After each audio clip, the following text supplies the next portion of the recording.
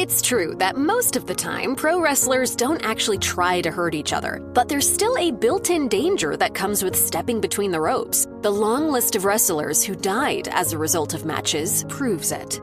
Moondog Spot, real name Larry Booker, is best known as half of the WWF tag team The Moondogs alongside Moondog Rex. He also wrestled in the Memphis territory as Larry Latham, where he was in the tag team Blonde Bombers alongside Wayne Ferris, who later became the Honky Tonk Man in WWF. Together, Ferris and Latham earned notoriety for their feud with Jerry the King Lawler and Bill Dundee, particularly the Tupelo concession stand brawl on June 15, 1979. A native of Memphis, Booker died in his hometown when he suffered a heart attack during a match on November 29, 2003. He was competing in a concession stand battle royal at Lawler's Birthday Bash show when he slumped over in the corner of the ring. After realizing something was wrong, the wrestlers involved in the match brought it to a swift end. Something bad's happened to Larry. He's either had a heart attack or a stroke, and he's down in the ring. Booker passed away upon arriving at the hospital. Oro, real name Jesus Javier Hernandez Silva, saw his wrestling career come to an abrupt end before it fully got rolling. The second-generation superstar's death came at the age of 21 during a six-man tag team match for the promotion that is now CMLL. Prior to the October 1993 match at Mexico City's Arena Coliseo, Oro told the 5 other wrestlers involved in the match that he wanted to take a Kobashi bump to add dramatic effect. Specifically, he meant the head-first backdrop driver that Kenta Kobashi took 3 times from Dr. Death Steve Williams weeks earlier in All Japan Pro Wrestling. During his match, Oro landed on his head while attempting to steal a clothesline from one of his opponents, Kaos. Kaos tried to raise Oro to his feet, but he collapsed to the mat and died before even reaching the ambulance. Oro's parents requested that an autopsy not be performed. He's believed to have died from a brain aneurysm. The death of the promising 21-year-old sent shockwaves throughout the world of lucha libre, with rival promotion AAA even acknowledging it during a time where tensions ran high between the top 2 Mexican promotions. Mexican fans continue to celebrate Oro even today with an annual religious mass at Arena Coliseo. The mass not only honors Oro but other major names in lucha libre who have passed on.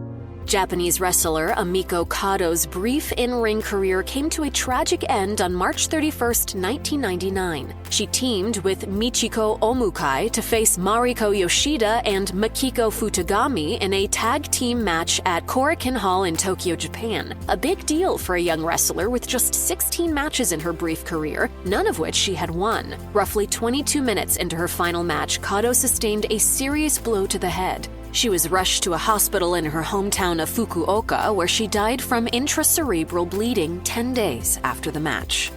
Independent wrestler Richard Delicious, real name Wayne Van Dyke, passed away after collapsing during a match for Fort Lauderdale, Florida-based Ronin Pro Wrestling on April 29, 2017. He was just 29. Sportskeeda reported that Van Dyke told his tag team partner that he wasn't feeling well during the match and suffered a heart attack after tagging out. Paramedics quickly arrived on the scene and administered CPR to Van Dyke in an attempt to resuscitate him. However, Van Dyke sustained broken ribs and a punctured lung while receiving CPR and suffered 2 more heart attacks, the second in the ambulance and the third at the hospital. Van Dyke's family later confirmed his passing on Facebook. Van Dyke was a regular around the Florida independent scene and worked behind the scenes for a number of World Wrestling Network promotions, according to 411 Mania. Wrestle Brawl 4 is the biggest show, and for vintage, it's our biggest show. WWN announced that all profits from their shows at the time would be donated towards Van Dyke's expenses. Lethal Larry Cameron came to wrestling from professional football. He made a name for himself in the Canadian Football League and even won a championship as a member of the Ottawa Rough Riders. He retired due to injury and channeled his natural athleticism into a powerlifting career. When he later picked up pro wrestling, he learned the craft under famed trainer Eddie Sharkey and even spent some time in Calgary's Hart Dungeon alongside another former football player, Brian Pillman. Cameron made appearances in promotions such as AWA, New Japan Pro Wrestling, and WCW. Unfortunately, Cameron merely scratched the surface of his career in wrestling. He suffered a heart attack during a December 13, 1993 match against Tony St. Clair in Bremen, Germany. Cameron had been touring regularly in Europe as a member of the Catch Wrestling Association, or CWA. At the time of his passing, Cameron was one half of the CWA Tag Team Champions alongside partner Anthony Durante. He was 41. On May 28, 2005, independent wrestler Dan Spider Quirk met his tragic end as a result of a high spot that went awry. Quirk competed primarily out of Connecticut Championship Wrestling in his home state. His involvement with CCW reportedly extended beyond the ring, according to PW Insider. Quirk reportedly helped out in various ways behind the scenes and even ran the promotion's website. WrestleZone reported that Quirk's death came during an Ultimate Championship Wrestling show in Taunton, Massachusetts. His opponent was unable to catch him during a high-risk moonsault, causing Quirk to crash to the floor head first. The trauma knocked Quirk out cold as blood began to surround him on the floor. The match immediately came to a halt as Quirk was taken in an ambulance to the local hospital, but all attempts to revive the 22-year-old proved unsuccessful.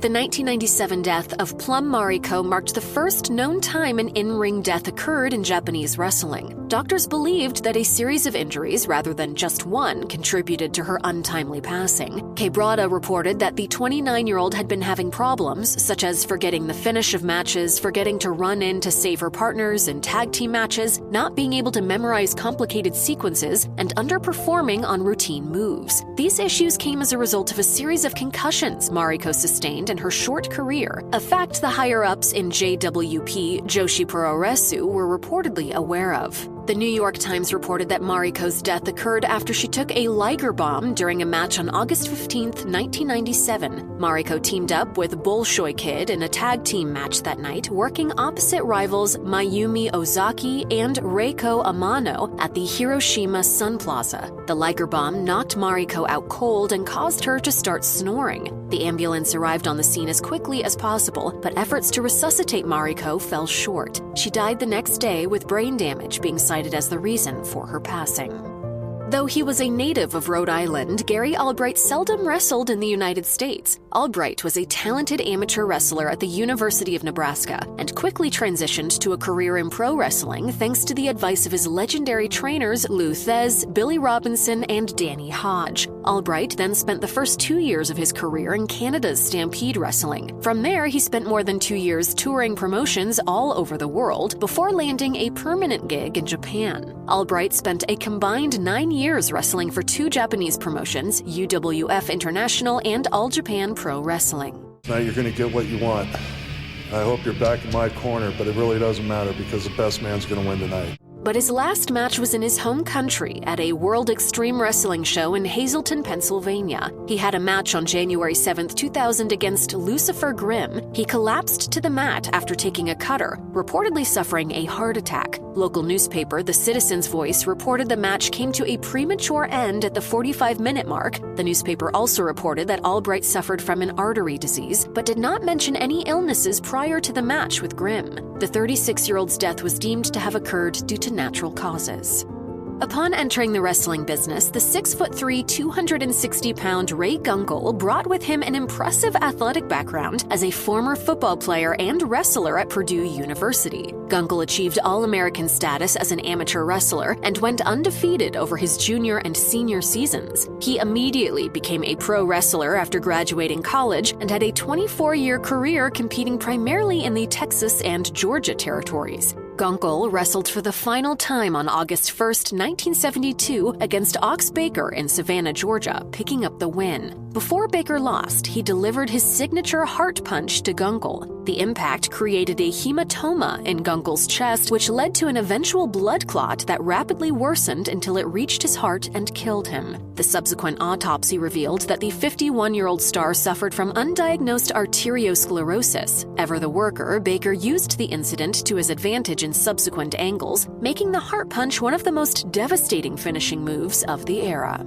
Luther Lindsay broke several race barriers in wrestling. He was the first black wrestler to face a white man in the wrestling ring in Texas. He fought Lou Thez to 2 time-limit draws. According to his WWE Hall of Fame profile, he was the first black wrestler to challenge for the NWA World Heavyweight Championship. A legitimate shooter, Lindsay befriended Stu Hart while playing football in Calgary and trained under him at the Hart Dungeon. According to Natalia Neidhart, Lindsay was one of the few to have defeated Stu Hart in the dungeon. Lindsay's last match, which he won, was on February 21, 1972 at the Park Civic Center in Charlotte, North Carolina. He defeated Bobby Paul with a diving belly flop. In fact, Lindsay died on top of his opponent. When he did not respond to the referee after the match, paramedics took Lindsay backstage, where he was pronounced dead at the age of 47. The influential legend has since been posthumously inducted into the Pro Wrestling Hall of Fame and the WWE Hall of Fame.